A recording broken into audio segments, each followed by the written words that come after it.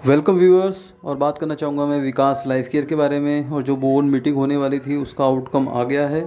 सो फटाफट देखते हैं, बहुत कम समय लूँगा आप लोगों का, और अपना जो विश्लेषण है आप लोगों के सामने सटीक करने की कोशिश करूँगा। सो पूरा वीडियो देखिए। जो लोग नए हैं उनसे कहूँगा चैनल को सब्सक्राइब करके रखिए दोस्तों, बेल आइकन दबा के रखिए, कोई भी लेटेस्ट अपडेट आपसे मिस ना हो। दोस्तों डिस्क्लेमर शुरुआत करना चाहूँगा क्योंकि ये सिर्फ और सिर्फ एजुकेशनल वीडियो है। इसमें बाय सेल होल्ड के लिए कोई रिकमेंडेशन नहीं है। कोई भी डिसीजन आप अपने फाइनेंशियल एडवाइजर से डिस्कस करने के बाद ही लीजिएगा। आज स्टॉक के अंदर दोस्तों तेज़ी देखने को मिली, और ये ऑब्वियस बात है कि अगर कोई इतनी बड़ी अपडेट आएगी तो जाहिर सी बात है स्टॉक के अंदर मोमेंटम आएगा ही आएगा। ठीक है, और वैसे भी इसमें अपर सर्किट और लोअर सर्किट लगना कोई नई या पुरानी बात नहीं है दोस्तों। इसका जो मोमेंटम का स्टाइल है वो अपर सर्किट या लोअर सर्किट ही है। ऐसा नहीं है कि ये 2-3% बढ़ता है या ये तो अपर सर्किट जाएगा या लोअर सर्किट जाएगा। ये सबको क्लियर है क्योंकि ये पेनी शेयर है। ठीक है, सो फटाफट देखते हैं अपडेट क्या है। 25 तारीख का पत्राचार है, और जो कि मैं पहले भी बता चुका हूँ कि इनका जो आउटकम आने वाला था। पहला पॉइंट दोस्तों इन्होंने क्या करा है वो देखते हैं। इन्होंने बोला है भैया जो ऑथराइज शेयर कैपिटल है उसको इन्होंने बढ़ा दिया है, जो हो गई है अब 125 करोड़। ठीक है, सेकंड पॉइंट दोस्तों ये है कि ये फंड रेजिंग का जो पहले भी अनाउंसमेंट कर चुके थे वो इनकी बोर्ड ने मंजूरी दे दी है कि भैया हम लोग फंड रेजिंग करेंगे विया राइट इशू के थ्रू। सो 50 करोड़ के लगभग ये फिर जुटाएंगे राइट इशू के थ्रू।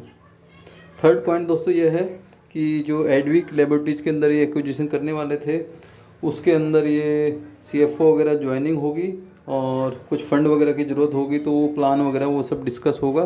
सो ये भी अप्रूव हुआ है इस बोर्ड मीटिंग में।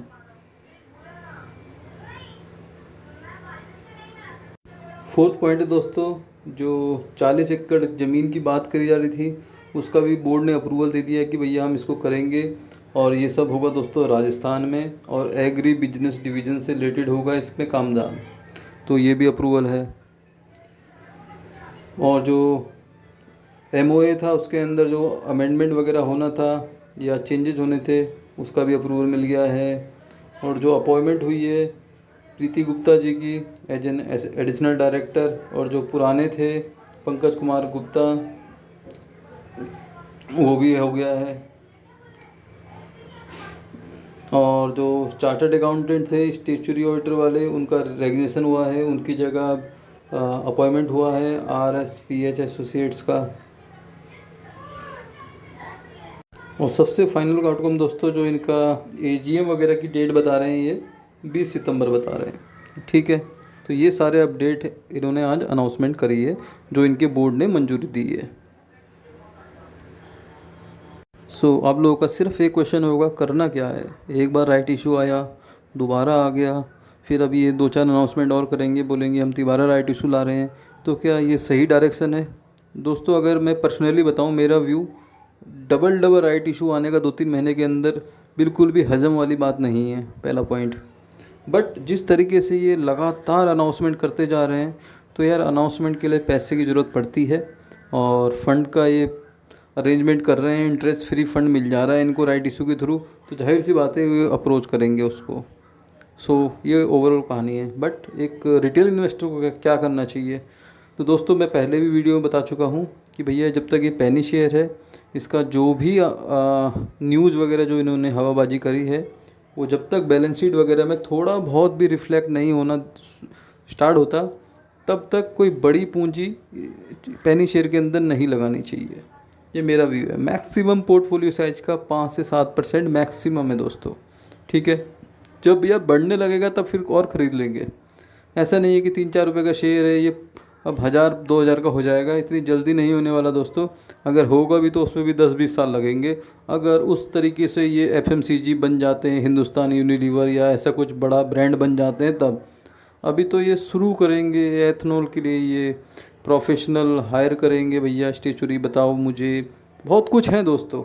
नया बिजनेस इतना ईजी नहीं है, नहीं तो सब करने बैठ जाते हैं। ठीक है, और सबके सब FMCG के में बड़ा ब्रांड बन जाते हैं। सो अभी देखते हैं, मैं निगेटिव नहीं हूँ पर्टिकुलर स्टॉक के बारे में, but as an retail investor, as an trader, तो दोस्तों कम से कम पूंजी लगानी चाहिए ऐसे स्टॉक के अंदर। ये बड़े बड़े एक्सपर्ट कहते हैं। ये मेरा पर्सनल ओपिनियन ही दोस्तों, ये मैक्सिमम की राय यही होगी कि भैया जब कंपनी का भी अता पता नहीं है तो कुछ ज़्यादा पूंजी मत फंसाइए, क्यों स्टक हो जाएगा। ऑलरेडी 20 सितंबर की डेट इन्होंने दी है, तो तब तक ये स्टॉक के अंदर कह सकते हो एक आध दिन फिर अपर सर्किट लगेगा, लेकिन जब तक 5 रुपये का लेवल पार नहीं करेगा दोस्तों तब तक तेज़ी की उम्मीद मत रखिए। ये थोड़ा बहुत जो फ्लैक्चुएसन आ रहा है, ये मान के चलिए ऑपरेटर गेम या जो नए हैं बिल्कुल, जिनको नहीं पता पहले भी ये राइट इशू है ऐसा कुछ है, वो भी ख़रीद रहे हैं ये सब न्यूज़ देख के, तो ये हो सकता है पॉसिबिलिटीज़। बट दोस्तों प्राइस स्टॉक का तब बढ़ता है, आपको सिंपल एक जो नॉर्मल थ्योरी है वो यही है कि भैया डिमांड और सप्लाई, तो आपको इसमें अगर फोकस कर लोगे तो आपको समझ में आ जाएगा कि स्टॉक का प्राइस कितना बढ़ सकता है।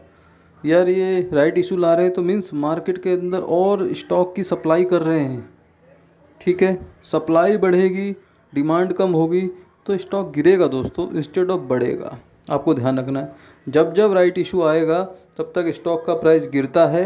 ये आप कहीं से भी चेक कर लीजिए, और सप्लाई बढ़ेगी स्टॉक की तो प्राइस घटेगा।